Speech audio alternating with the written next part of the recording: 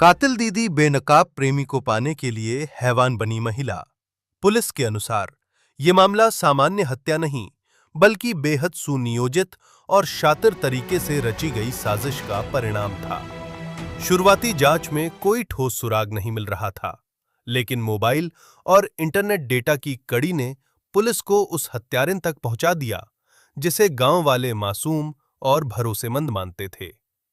बिहार के मोतिहारी से सामने आई एक वारदात किसी फिल्मी स्क्रिप्ट से कम नहीं है। प्यार, प्रतिशोध और सनक की आग में जलती 20 वर्षीय एक युवती ने ऐसी खौफनाक साजिश रची कि पूरे इलाके में दहशत फैल गई। गांव में जिसे लोग दीदी कहकर सम्मान देते थे, वही शिल्पी कुमारी एक के बाद एक सनसनीखेज अपराधों की कड़ी रचती चली गई।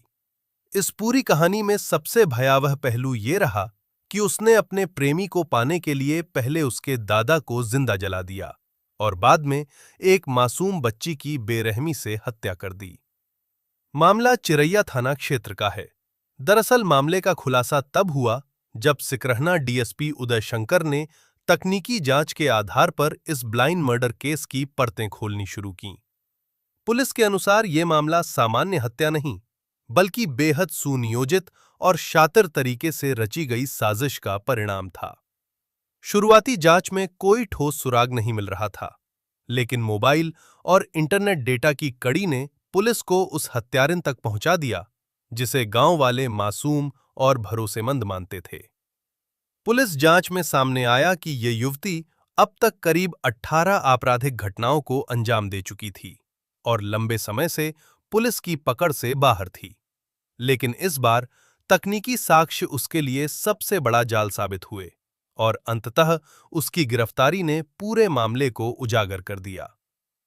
घटना की शुरुआत 20 मार्च से होती है, जब हीरापट्टी गांव निवासी दीपक यादव की 5 वर्षीय बेटी अंशिका अचानक घर के सामने से लापता हो गई। परिवार ने जब हर जगह तलाश की, लेकिन बच्ची का कोई पता नहीं चला, तो पुलिस में शिकायत दर्ज कराई गई। गांव में बेचैनी फैल गई और हर कोई उस मासूम की सलामती की दुआ करने लगा।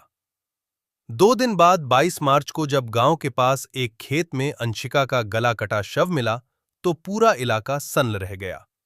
इस खबर ने पूरे क्षेत्र को झकझोर दिया। बच्ची की निर्मम हत्या ने लोगों को गुस्से और डर से भर दिया। पुलिस पर जल्द से जल्द हत्यारे को पकड़ने का दबाव बढ़ गया। इसी बीच एक ऑडियो क्लिप वायरल हुई, जिसमें मृत बच्ची की आवाज सुनाई दे रही थी। यही ऑडियो इस केस का सबसे बड़ा सुराग बन गया और जांच की दिशा बदल गई। पुलिस ने जब वायरल ऑडियो की तकनीकी जांच शुरू की, तो पता चला कि जिस मोबाइल से ऑडियो वायरल किया गया था, वो इंटरनेट डेटा किसी दूसरे मोबाइल से शेयर कर रहा था। यही कड़ी पुलिस को अमर राय के घर तक ले गई और शक की सुई धीरे धीरे शिल्पी की ओर घूमने लगी। जांच टीम ने इंटरनेट डेटा, मोबाइल लोकेशन और अन्य डिजिटल साक्ष्यों को जोड़कर एक मजबूत कड़ी तैयार की। इसके बाद पुलिस ने शिल्पी कुमारी को हिरासत में लेकर पूछताछ शुरू की।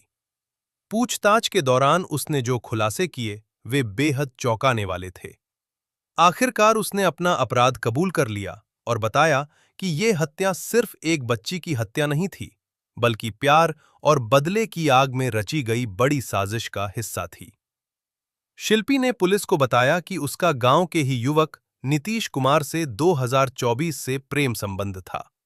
दोनों के बीच अंतरंग संबंध भी बन चुके थे, लेकिन इस रिश्ते का विरोध नीतीश के दादा करते थे और इसी वजह से उनके बीच विवाद और मारपीट तक हो चुकी थी। इस विरोध ने शिल्पी के मन में बदले की आग भर दी।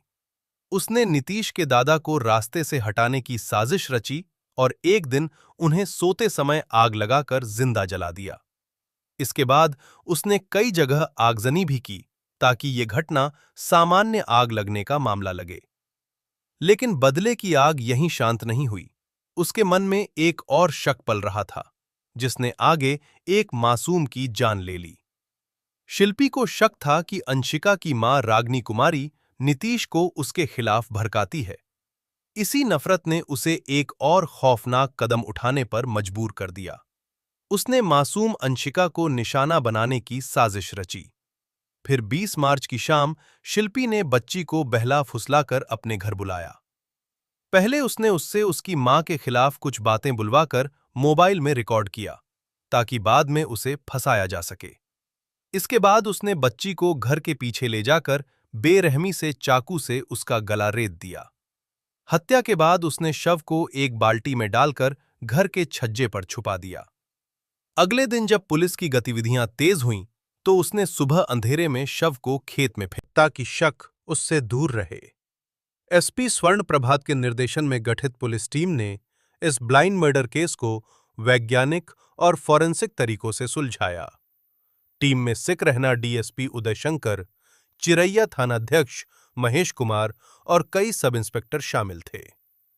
तकनीकी साक्ष्यों ने केस की गुत्थी सुलझाने में अहम भूमिका निभाई। पुलिस ने हत्या में इस्तेमाल 2 चाकू, खून से सने कपड़े और मोबाइल फोन बरामद कर लिए। ये बरामदगी शिल्पी के अपराध की सबसे मजबूत पुष्टि बनी। एसपी स्वर्ण प्रभात ने कहा कि ये बेहद पेचीदा मामला था, जिसे तकनीकी साक्ष्यों के आधार पर सुलझाया गया। उन्होंने पूरी टीम को इस सफल खुलासे के लिए पुरस्कृत करने की घोषणा की। ये पूरी कहानी बताती है कि कैसे प्यार में मिली ठुकराहट और शक ने एक युवती को हैवान बना दिया। गांव की दीदी समझी जाने वाली शिल्पी ने एक के बाद एक ऐसे अपराध किए जिनकी कल्पना भी मुश्किल है। इस सनसनीखेज डबल मर्डर केस ने पूरे इलाके को झकझोर दिया है। गांव में अब भी लोग इस बात पर यकीन नहीं कर पा रहे कि जिस लड़की पर भरोसा था, वही इतनी खौफनाक साजिश रच सकती है। पुलिस की गिरफ्त में आई आरोपी दीदी अब कानून के शिकंजे में है, लेकिन उसके अपराधों की कहानी लंबे समय तक लोगों के दिलों में दहशत बनकर गूंजती रहेगी। तो दोस्तों आइए सुनते हैं इस घटना को एसपी उदय सिंह के जुबानी। अफेयर्स भी था और इसको पसंद नीतीश के घर वाले, चाहे इसके घर वाले भी नहीं करते थे। और इसी के कारण नीतीश के जो दादा हैं राम अयोध्या जी, वो इसके साथ गाली गलौज भी किए थे शिल्पी के साथ, जो अभियुक्त है। और गाली गलौज करने के बाद जैसा सुनने में आया कि कुछ इसको लपड़ थप्पड़ भी हुआ था इस लड़की को। ये लड़की उसी के कारण उनकी हत्या सोए अवस्था में, जब वो उपवास पे सोए हुए थे, तो वहां जाकर पेट्रोल छिड़क के उनके बेड पे आग लगा के मार दी थी। जो उन लोग को पता नहीं, वो लोग एक दुर्घटना समझ के इसका केस नहीं करवाए थे। और इसी के क्रम में ये दुलारी देवी के साथ भी उसको फंसाने के लिए इसकी हत्या कर दी है। और हत्या करने के बाद वो ऑडियो वायरल कर दी कि जिससे कि सारे लोग उसको दोषी माने और वो दुलारी देवी जेल चली जाए। क्या लड़की का जो मानसिक साइको नहीं है, क्योंकि इसने जो प्लानिंग की है हर घटना के पीछे, क्योंकि ये सोच समझ के करती थी। कभी भी इतनी घटना 18 घटना हुई, सबको कहीं प्रत्यक्ष रूप से इसको कहीं नहीं देखा गया। तो ये आप मान सकते हैं साइको होता है तो वो घटना कर देता है, लेकिन बाद में उसके साथ हुआ घटना हुआ। ये तो पूरी तरह छुपाते हुए घटना को और अपने प्लानिंग को छुपाते हुए काम कर रही थी। और इस घटना में भी ये सामने आया कि घटना कारित करने के पहले से ये तैयारी कर रही थी, चाकू मंगवाना, चाहे ऑडियो तैयार करना। ऑडियो भी ये जनवरी में भी तैयार की है उसका, और मार्च में भी 20 मार्च को भी तैयार की है। तो ये प्लानिंग था इसका कि हमको इसका हत्या करना है। तो अकेले ही इतनी बड़ी घटना को अंजाम दे दी है। बच्ची बहुत छोटी थी, 5 साल की बच्ची थी। इनके इससे अच्छा संबंध था, इसके पास आती जाती थी, और इसका फायदा उठाकर इसने